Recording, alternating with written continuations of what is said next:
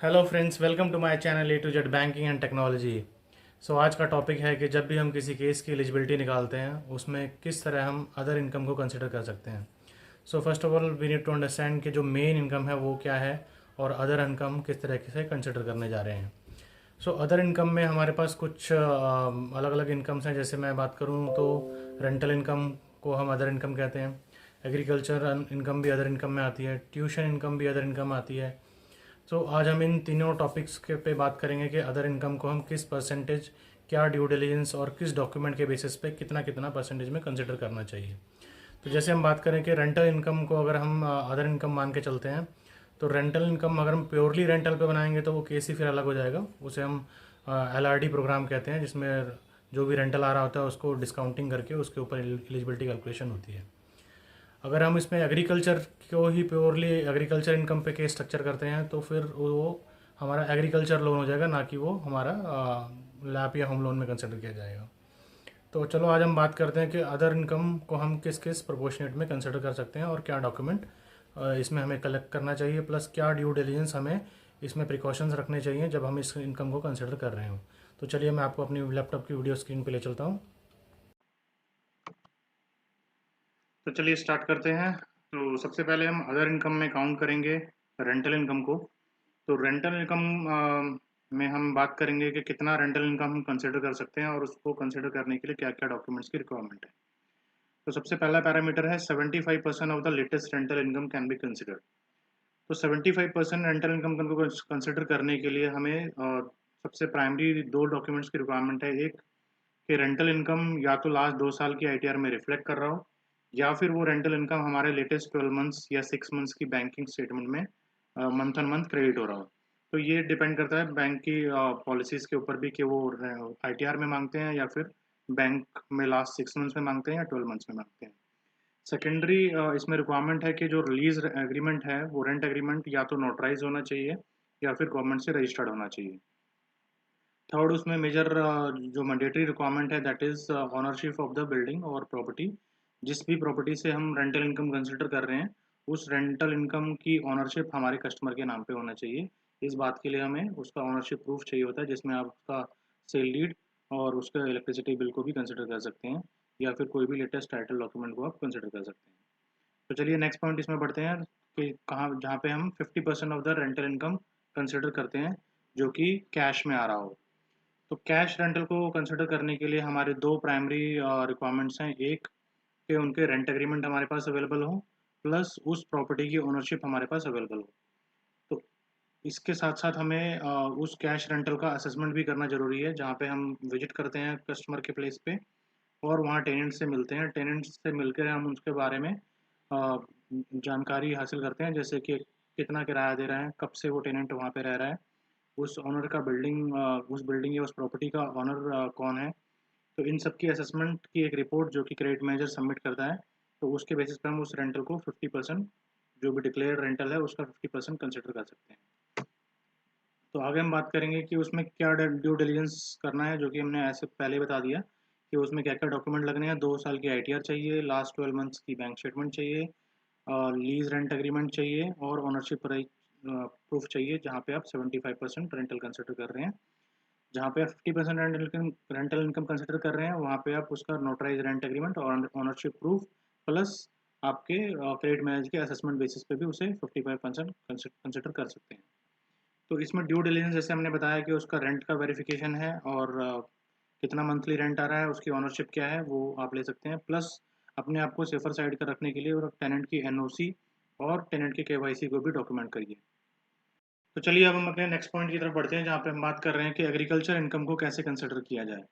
तो agriculture income को consider करने के लिए तीन चार तरीके हैं, जहाँ पे हम उसके जो ITR है उसमें रिफ्लेक्ट कर रहा हो, या फिर उसके पास किसान क्रेडिट कार्ड हो, या फिर उसके पास कोई सर्टिफिकेट हो जो कि वहाँ के विलेज ऑफिसर ने इशू किया हुआ हो, या कस्टमर फॉर्म जे भरता हो। Form J is basically document on which he declares his sale to the मंडी समिति।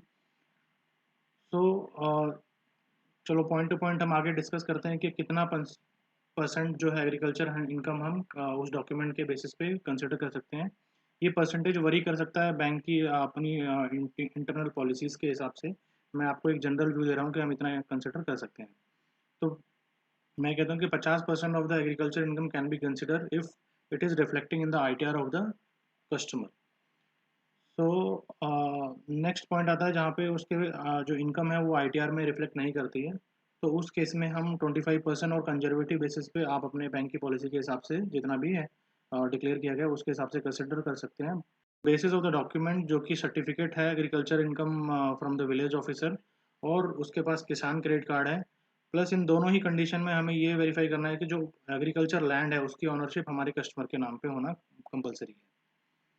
चलिए आगे हम बात करते हैं कि और क्या तरीके हैं इसको कंसिडर करने के लिए। हम 50% of the income shown under form जे।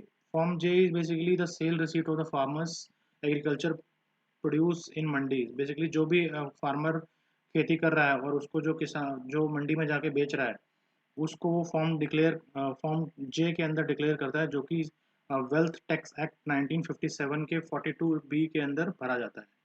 इसमें मंडी के जो एजेंट्स होते हैं या मंडी ओनर्स होते हैं वो या कमीशन एजेंट होते हैं, वो एक फॉर्म डिक्लेयर करते हैं कि जिसमें आप कितना माल उन्हें सेल कर रहे हैं और क्या रेट पे सेल कर रहे हैं और उनसे कितनी मंथली इनकम या एनुअली इनकम आपकी जनरेट हुई है।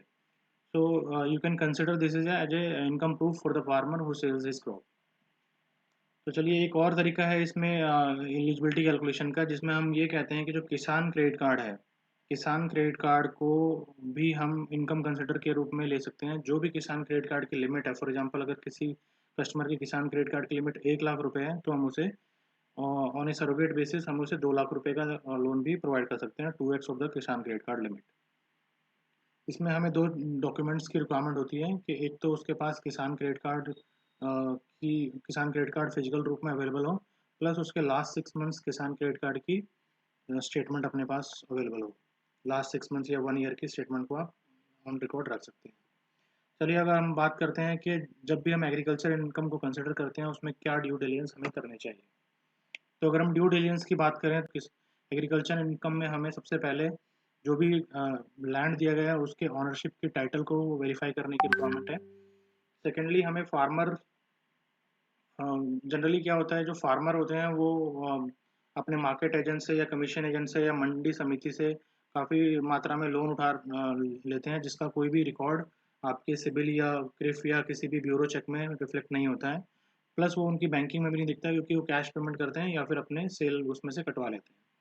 तो हमें ड्यू डिलिजेंस के दौरान ये चीज़ को अच्छे से वेरीफाई करना है कि किसान या फार्मर जो भी आपके पास लोन लेने के लिए आया है उसका कोई मंडी में ऐसा उधारी या कोई ऐसा लोन तो नहीं चल रहा जो कि उसकी एलिजिबिलिटी को इफेक्ट कर सकता है और कल को आपके रीपेमेंट में दिक्कत आ सकती है। साथ ही साथ आप इस जो फॉर्म जे या फिर सार 6 जिसे हम बोलते हैं जो कि मंडी समिति द्वारा इशू किया जाता है, वो जेन्युइन है या नहीं है, इस चीज़ को भी आपको मंडी के जो एजेंट हैं प्लस जो उसके एसोसिएशन के मेंबर हैं उनसे वेरीफाई करने की रिक्वायरमेंट है, जिससे आप उसकी एक्चुअल इनकम को वेरीफाई कर सकते हैं। तो चलते हैं अगले अदर इनकम की तरफ, जिसमें हम बोल रहे हैं कि ट्यूशन इनकम को भी कंसिडर किया जा सकता है as a other income. So tuition income को कंसिडर जब हम ट्यूशन इनकम का 100% कंसिडर करना चाहते हैं तो हमारे को ये कंपलसरी है कि ट्यूशन इनकम जो है उसके आईटीआर में लास्ट 3 ईयर से रिफ्लेक्ट हो रहा हो। प्लस अगर हम ट्यूशन इनकम का 50% करना चाहते हैं जहाँ पे हमारे आईटीआर में रिफ्लेक्ट नहीं है, तो उस कंडीशन में हमें हमारे ब्रांच मैनेजर को या फिर क्रेडिट मैनेजर को वहाँ पे विजिट करके उस का ड्यू डिलिजेंस करना चाहिए। टीपीसी कंफर्म करना चाहिए नेबर से कि कितने बच्चे आते हैं और क्या स्टूडेंट बैंडविड्थ है वहाँ पे, प्लस किस स्पेस में बैठा हुआ है और उसके ट्यूशन की लोकेलिटी क्या है। इन सब चीज़ों से वेरीफाई करके आप उसकी एक एक्चुअल ट्यूशन इनकम को निकाल सकते हैं और उसका आप 50% कंसिडर कर सकते हैं in absence of ITR document. तो डॉक्यूमेंटेशन पॉइंट से अगर हम बात करें तो इसमें आपको 2 साल की आईटीआर जो कि उस जिसमें उसका ट्यूशन इनकम रिफ्लेक्ट कर रही है उसे कंसिडर करना चाहिए। प्लस उसके क्वालिफिकेशन डॉक्यूमेंट को भी आपने यहाँ डॉक्यूमेंट करके रखना चाहिए, जिससे आपको ये अश्योरेंस होगी कि जो ट्यूशन कर रहा है वो एक क्वालिफाइड बंदा है। तो thank you so much guys for watching this video. इस hope you like this video. अगर आपको ये वीडियो अच्छी लगी तो प्लीज़ चैनल को सब्सक्राइब कीजिए और इस वीडियो को शेयर कीजिए सो दैट मैं और भी